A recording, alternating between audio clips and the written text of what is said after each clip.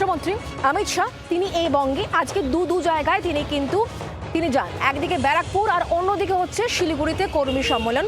তবে তার আগে সেই আনন্দপুর নিয়ে এই মুহূর্তে কিন্তু জোর চর্চা শুরু হয়ে গিয়েছে। কারণ আনন্দপুরের যে অগ্নিকাণ্ডের ঘটনা, সেই অগ্নিকাণ্ডের ঘটনা আসলে তৃণমূলের দুর্নীতি, এমনটাই কিন্তু বলছেন স্বরাষ্ট্রমন্ত্রী অমিত শাহ।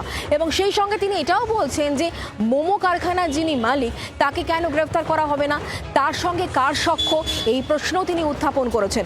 একই সঙ্গে তৃণমূল কংগ্রেসকে একেবারে ছত্রে বিঁধেছেন অমিত শাহ। এক অভিনব সমাপত। ব্যারাকপুরে আনন্দপুরী মাঠ থেকে অমিত শাহ নিশানায় তৃণমূল, হাতিয়ার আনন্দপুর থেকে আনন্দমঠ। 26শে জানুয়ারি সাধারণতন্ত্র দিবসে আনন্দপুরে বিধ্বংসী অগ্নিকাণ্ডে মৃত্যু মিছিল, কাঠগড়ায় ডেকোরেটর সংস্থার গোডাউন ও নামি মোমো কারখানা। শনিবার আনন্দপুর থেকে কয়েক কিলোমিটার দূরে ব্যারাকপুরের সভা থেকে সরাসরি মুখ্যমন্ত্রীকে নিশানা করে কেন্দ্রীয় স্বরাষ্ট্রমন্ত্রিত্ব। আনন্দপুর কোনো দুর্ঘটনা নয়, তৃণমূলের দুর্নীতির ফল। মোমো কারখানার মালিককে কেন গ্রেফতার নয়, তার সঙ্গে কার সখ্য? বাংলার মানুষের মৃত্যু হচ্ছে কেন ভোট ব্যাংকের রাজনীতি?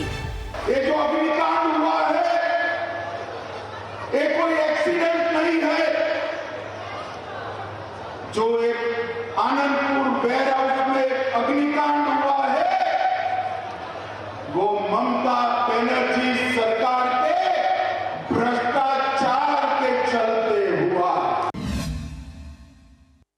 যারা মমতা বন্দ্যোপাধ্যায়ের সাথে বিদেশ সফরে গেছেন বলে একটা দুর্ভাগ্যজনক, মর্মান্তিক, বেদনাদায়ক ঘটনাকে নিয়ে রাজনীতি করছে, তাহলে যে নীরব মোদী মেহুল চোকসির বিরুদ্ধে ভারতকে সর্বশান্ত করে 15,000-20,000 কোটি টাকার ঋণ নিয়ে দেশ থেকে পালিয়ে যাওয়ার অভিযোগ রয়েছে, তারা তো নরেন্দ্র মোদীর সাথে বিদেশ সফরে গেছে।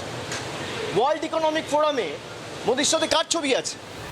আনন্দপুরে অগ্নিকাণ্ড নিয়ে ইতিমধ্যে আসরে বিজেপি। হাইকোর্টের নির্দেশে শুক্রবারই গড়িয়া থেকে নরেন্দ্রপুর থানা পর্যন্ত মিছিল করেছেন শুভেন্দু অধিকারী।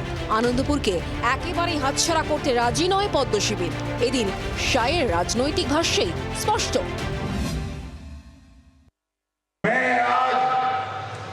ममता जी को कहने आया हूं, पर्दा डालना है तो डालो ममता जी, पर्दा डालना है तो डालो। अप्रैल के बाद भाजपा सरकार आएगी और अग्निकांड के आरोपियों को चुन चुन कर हम जेल की सलाखों के पीछे। ব্যারাকপুর থেকে যেমন খুব একটা দূরে নয় আনন্দপুর, তেমনই কাছেই নৈহাটি, অর্থাৎ আনন্দমঠের লেখক সাহিত্য সম্রাট বঙ্কিমচন্দ্র চট্টোপাধ্যায়ের জন্মভিটে। কেসি নাগের অঙ্কের মতোই এদিন শাহের মুখে উঠে এলো বন্দে মাতরম। এক্ষেত্রেও রণংদেহী ভঙ্গিতে তার আঙুল মমতা বন্দ্যোপাধ্যায়ের দিকে।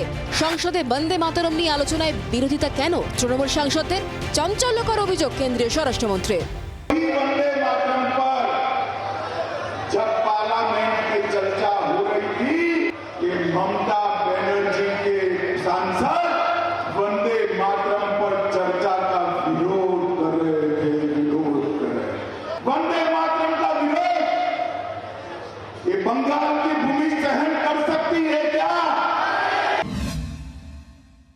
বন্দে মাতরমের গুরুত্ব আপনার কাছে শিখতে হবে না, কারণ আপনারা ব্রিটিশদের সময় থেকে 1980-85 সাল পর্যন্ত বন্দে মাতরম নামটাকে ঘেন্না করেছেন। আজকে নতুন করে গিরগিটির মতন রং পাল্টে বাংলায় ভোট চাই বলে বন্দে মাতরম বলে মানুষের মন ভোলানো যাবে না।